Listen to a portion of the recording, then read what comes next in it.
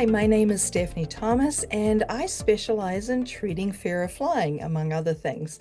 A lot of people don't realize, but fear of flying is actually fairly common. It's about 1 in 6 people, and they often find it very stressful, and a lot of people avoid flying altogether. What they don't know is that flying is actually very treatable. We all know that the statistics are that flying is safe, and actually, what you might not know is that it's actually become safer in the last 10 years, despite media reports to the contrary lately. So if it's so safe, why are so many people so afraid of flying? Well, it comes down to two things: a fear of losing control and a fear of perceived danger. And David Carbonell does a lovely YouTube video on danger versus discomfort. Basically, what he says is anxiety or fear tricks us into believing we're in actual danger when it's actually just sometimes extreme discomfort.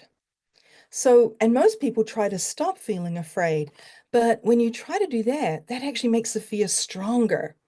So, what can we do differently? And these are some of the tips I give my clients. First of all, focus on why you're flying. What makes it so important to get to your destination? What are you looking forward to at the other end? Sometimes focusing on that can help you get through the discomfort. Give yourself permission to feel the fear.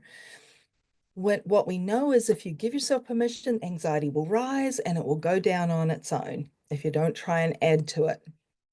And recognize that this is your body tricking you. The other thing I say, one of the other things I say is keep your mind where your body is. So what do I mean by that?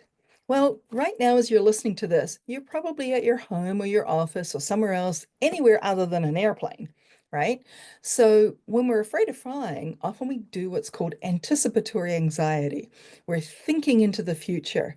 And one of the things I encourage clients to do is to come back where your body is. Where are you right now? You're at home or in your office.